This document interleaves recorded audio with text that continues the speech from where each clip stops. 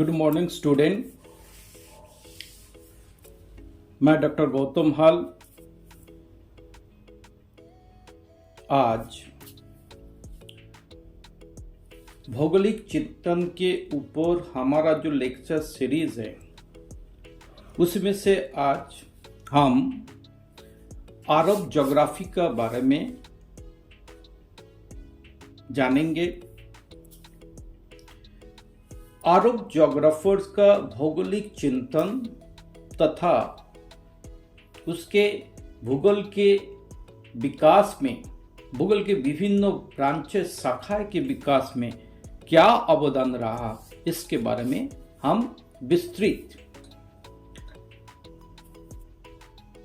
पठन पाठन करेंगे। जैसे आप जानते हैं, प्राचीन काल में जो प्रमुख सभ्यता का विकास हुआ था उसमें से एक मेसोपोटामिया सिविलाइजेशन जो पश्चिम एशिया में था, और पश्चिम एशिया के मुसलमान विद्वानों का भूगोल में महत्वपूर्ण योगदान रहा, जिसके प्रमुख सेंटर सऊदी अरब था, जिसको हम ग्रैंड का केंद्र बिंदु आप कह सकते हैं।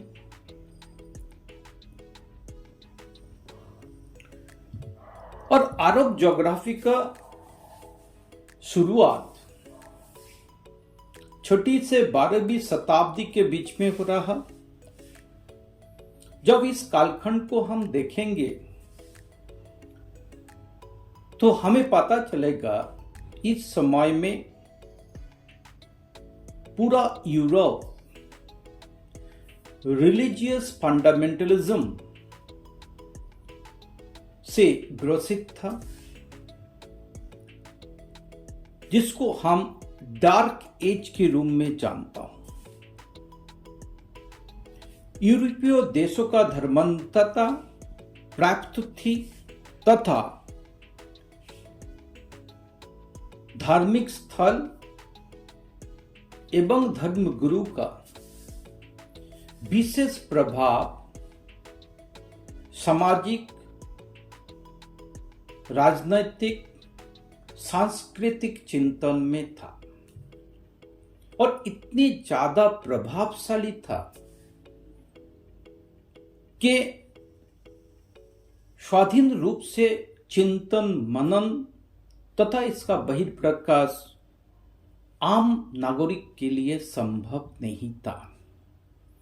ऐसे समय में जो प्राचीन ज्ञान परंपरा है, जो ग्रीक रोमन ज्योग्राफर ने जो ज्ञान का एक कड़ी, भौगोलिक चिंतन का एक कड़ी का निर्माण किया था,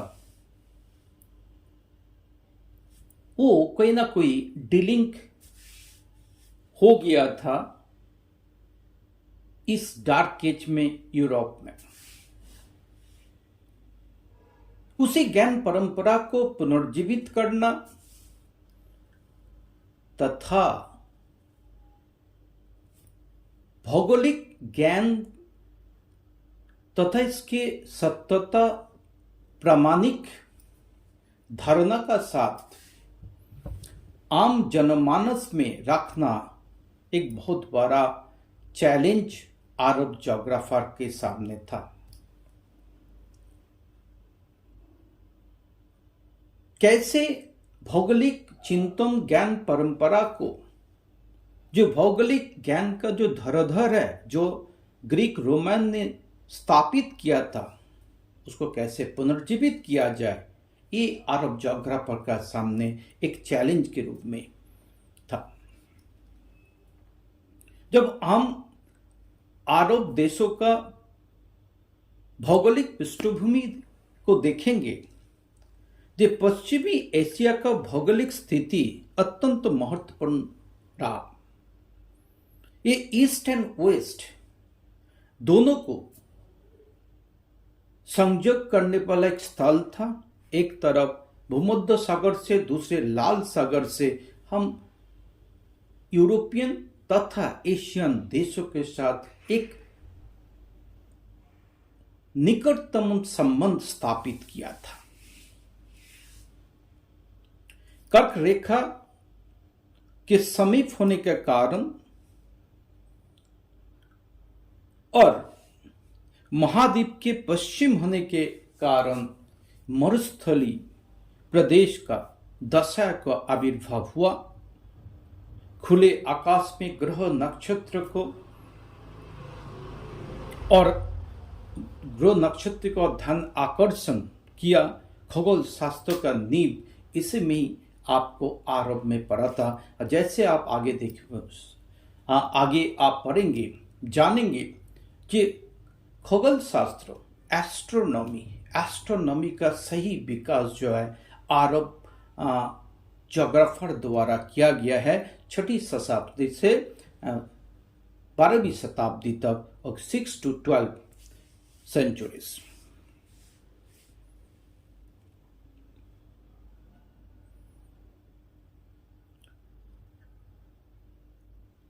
अरबकालीन भूगोल की उपलब्धियां अनेक हैं। इनके उल्लेख मैं आगे हमारा जो ये सीरीज है एक के बाद एक करेंगे। भौगोलिक ज्ञान का सुरक्षा तथा संवर्धन करना, दुनिया का सामने प्रमाणित तरीके से भौगोलिक ज्ञान और चिंतन को परसना, ये एक बहुत बड़ा चैलेंज था। कैसे?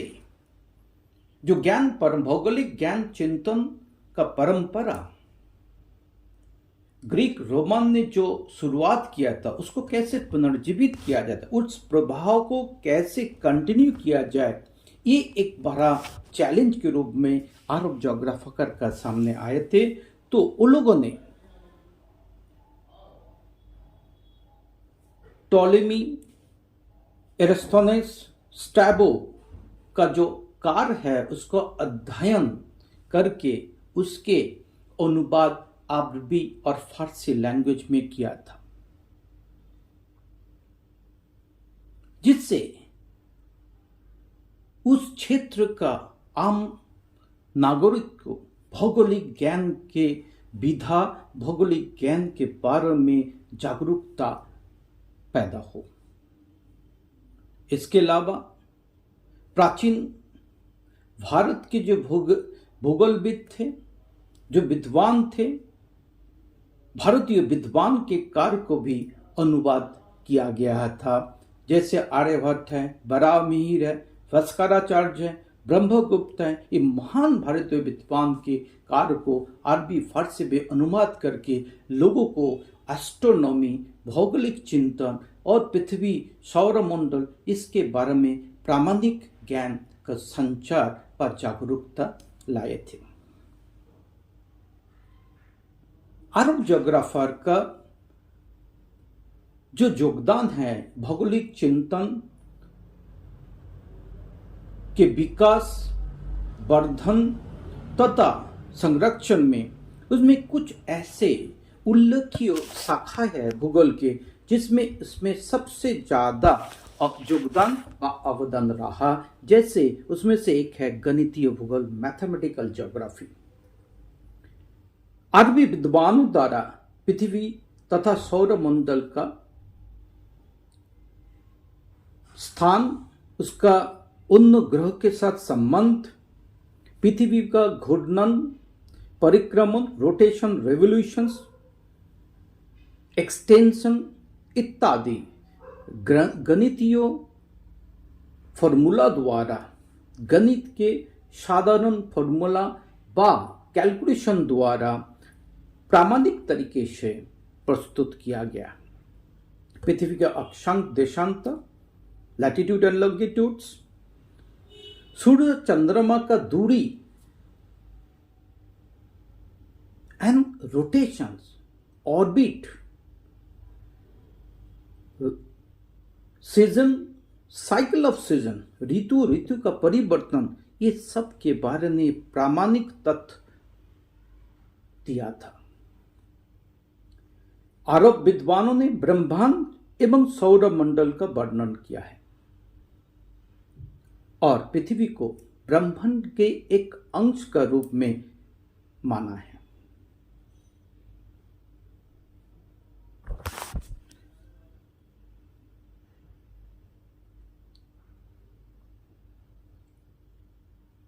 अरब ज्योग्राफर ने मक्का शहर का लैटिट्यूड लॉन्गिट्यूड निर्धारित करके नमाज अदा करने का समय, स्थानीय समय निर्धारित किया था। दोपहर के समय को निर्धारित कर दिया था, जो आज भी पूरा विश्व के मुस्लिम संप्रदाय इसी समय के अनुसार अपना नमाज अदा करते हैं, तो करते आ रहे हैं। गणितीय भूगोल के अलावा नगरीय नियोजन, टाउन प्लानिंग के भी, रीजनल प्लानिंग, प्रादेशिक नियोजन भूगोल में भी अरब ज्योग्राफर का एक विशेष अवदान तथा योगदान रहा है। मक्का, बगदाद, काहिरा, ताशकंद, इस्कन ऐसे शहर को एक योजनाबद्ध तरीके से निर्माण कराया गया था, जो आज के वर्तमान व आधुनिक काल में जो भी हम बड़े शहर, बृहद शहर व कैपिटल सिटी के रूप में जिसको हम देखता हूँ यूरोप, एशिया और अमेरिका में, वो सब सिमिलैरिटीज, वो सब कैरेक्टरिस्टिक, वो सब व्यवस्था प्राचीन काल में काहिरा, बागदाद, ताशकंद तथा बागदाद में देखने को मिला था।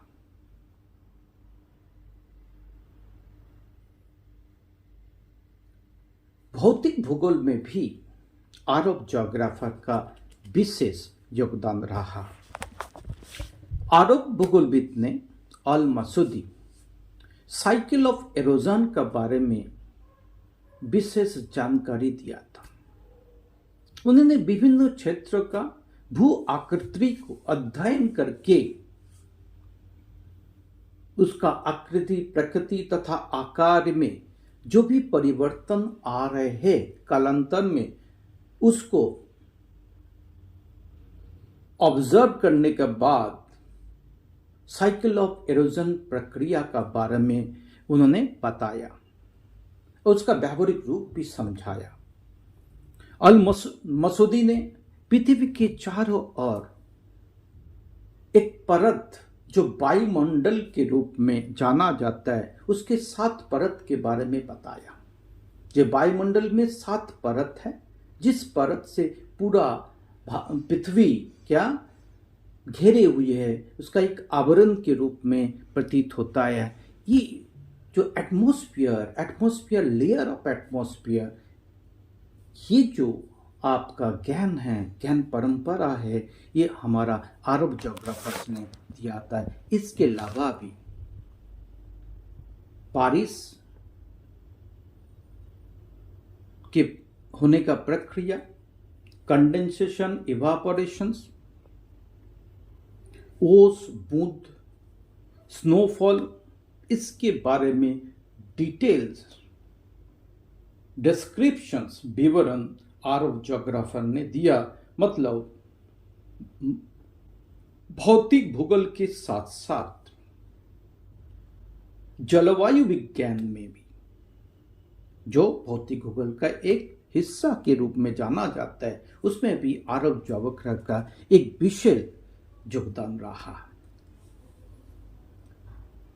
अरब ज्योग्राफर का मानव भूगोल में विशेष योगदान नहीं रहा, क्योंकि जब हम जैसे हम पहले बताए थे, जो पश्चिम एशिया को भौगोलिक जो पृष्ठभूमि है वो उतना अच्छा नहीं था, मरुस्थलीय प्रदेश था, जलवायु बहुत चरम थे, साधन संसाधन की कमी था, इसलिए वहाँ का जो अरब जनसाधारण के जीवन यापन बहुत ही कठोर था।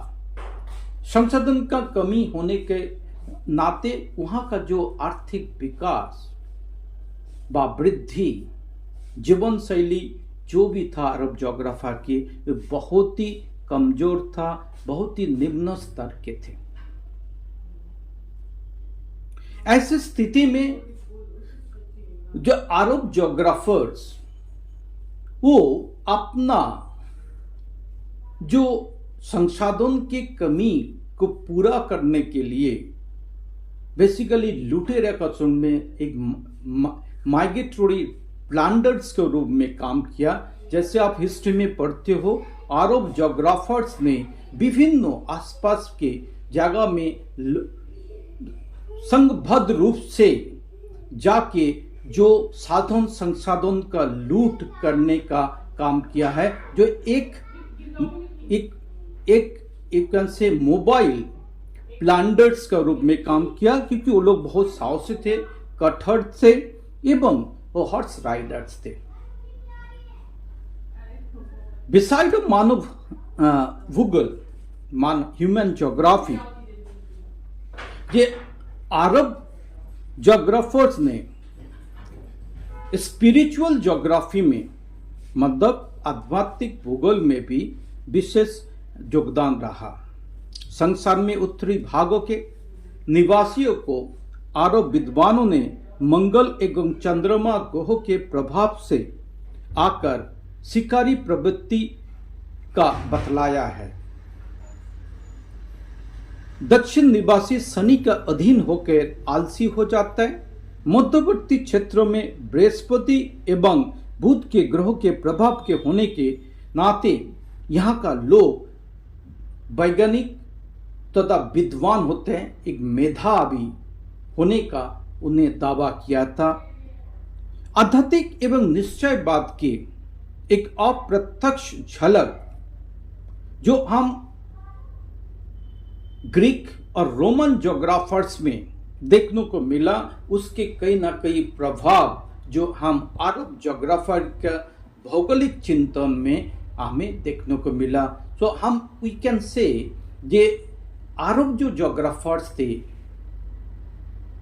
रोमन और ग्रीक जोग्राफर से, उसका कार्य से बहुत ज्यादा प्रभावित थे।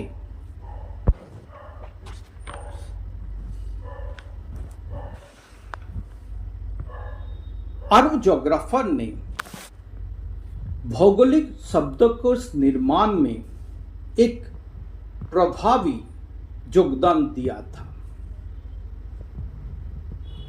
इब्न अल सेफा ने विज्ञान के कोश संकलित किया, जिसमें भूगोल के शब्दावली मिलता है। इब्न ने विश्वकोश में भौगोलिक भूगोल तथा मिट्टियों का विशेष उल्लेख था। प्रमुख अरब जो ज्योग्राफर थे, उसमें से कुछ ज्योग्राफर के कार्य तथा योगदान विशेष माना जाता है। भौगोलिक चिंतन, भौगोलिक ज्ञान परंपरा का विकास, विस्तार, संवर्धन में इस ज्योग्राफर ने एक महत्वपूर्ण भूमिका निभाया है। इसमें से अल मसूदी जो 809 से 956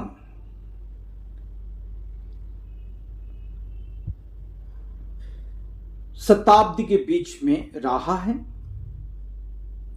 ये एक अरब एक्सप्लोरर थे। उन्होंने बसरा, सिकंदरिया एवं काहिरा के यात्रा किए थे। भूमध्य सागरीय अफ्रीका एवं मुसलमान राष्ट्रों में भी गए थे। और वहां पे जाके उसके भौगोलिक परिस्थिति तथा प्रादेशिक संभावनाएं तथा समस्या चुनौती के बारे में एक विशेष वर्णन दिया था। उन्होंने पृथ्वी के चारों ओर 7 आसमानों की उपस्थिति बतलाई थी। आसमान क्रमशः नीलव, चांदी, मणि, मोती, सोना, पुखराज और आग से बने हुए हैं।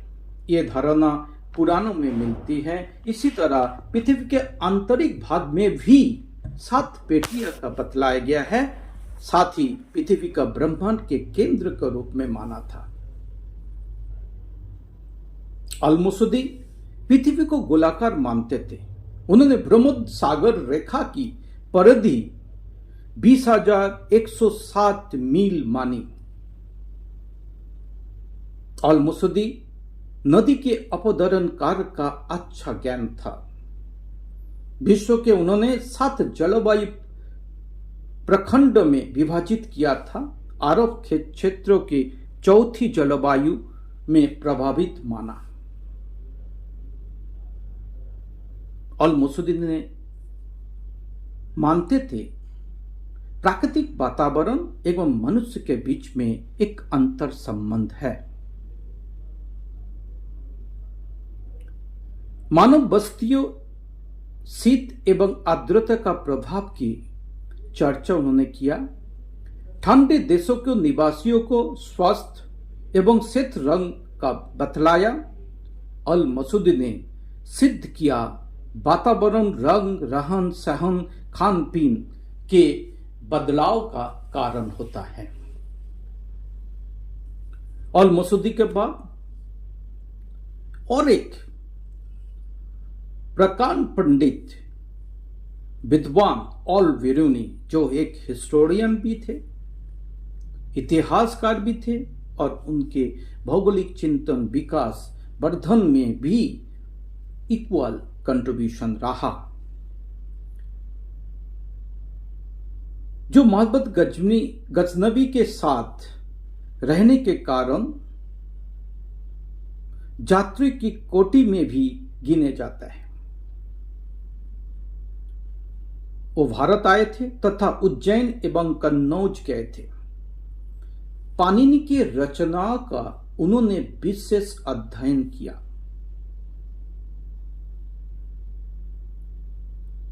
उन्होंने 133 पुस्तकें लिखी थी, जिसमें भूगोल, खनिज, नक्षत्र, गणित, इतिहास आदि विषय के उनके पुस्तक प्रसिद्ध थे। अल-बिरूनी ने शैली को कठोरता, खनिजों का रंग, चमक, उत्पत्ति क्षेत्र का वर्णन विशेष एवं विस्तृत रूप में किया था।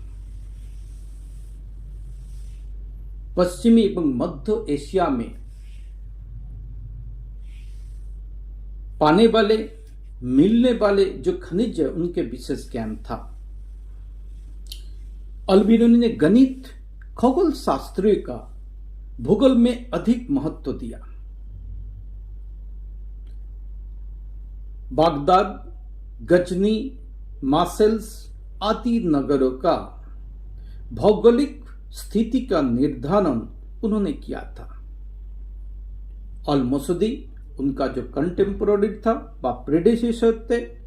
अल-मसूदी के बराबर अल-बिरूनी भी ये मानते थे पृथ्वी ब्रह्मांड के केंद्र है, सेंटर का रूप में माना गया। अल-बिरूनी का प्रादेशिक भूगोल के विकास वर्धन में विशेष योगदान रहा है।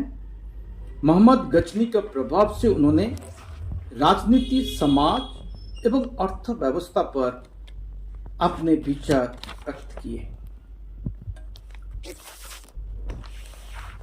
तीसरा, अरब ज्योग्राफर अल-इदरिसी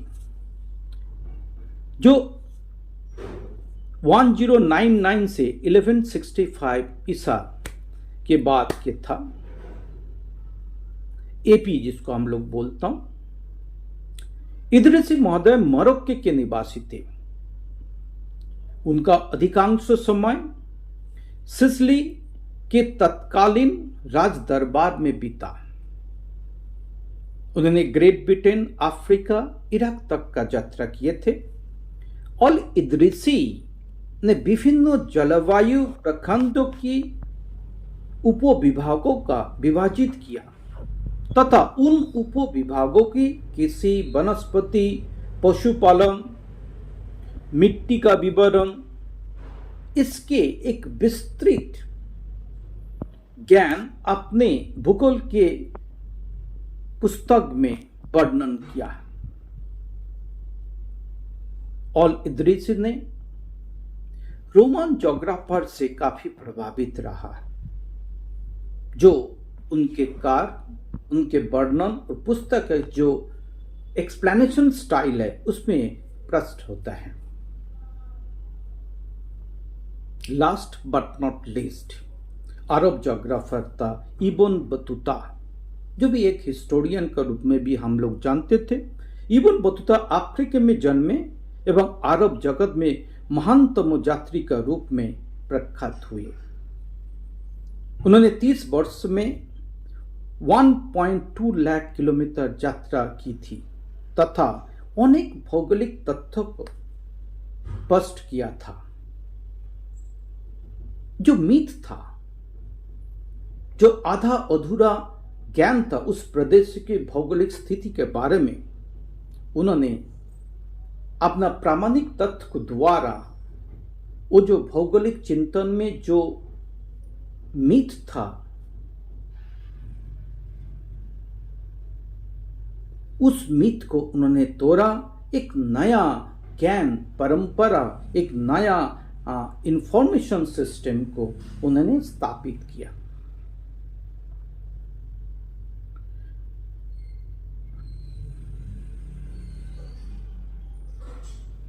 इब्न बतूता ने पश्चिमी एशिया का बारे में अनेक भौगोलिक तथ्य प्रस्तुत किया।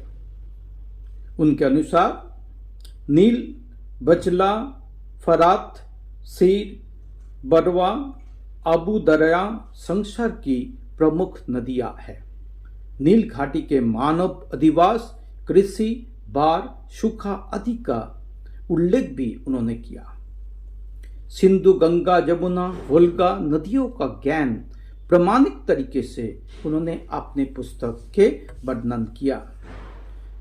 भारत में गंगा, यमुना एवं नर्मदा नदियों का ज्ञान उन्हें था। इब्न बतूता ने अपने भौगोलिक चिंतन में चीन के बारे में कुछ महत्वपूर्ण तथ्य दिया था। चीन के प्रशासकीय पदों पर आसीन थे। चीन के उत्पाद जैसे खनिज, सोना, चांदी, रत्न आदि का उल्लेख उन्होंने किया। गन्ना, खजूर, रेशम एवं गेहूं का उन्होंने महत्वपूर्ण उत्पादन बताया।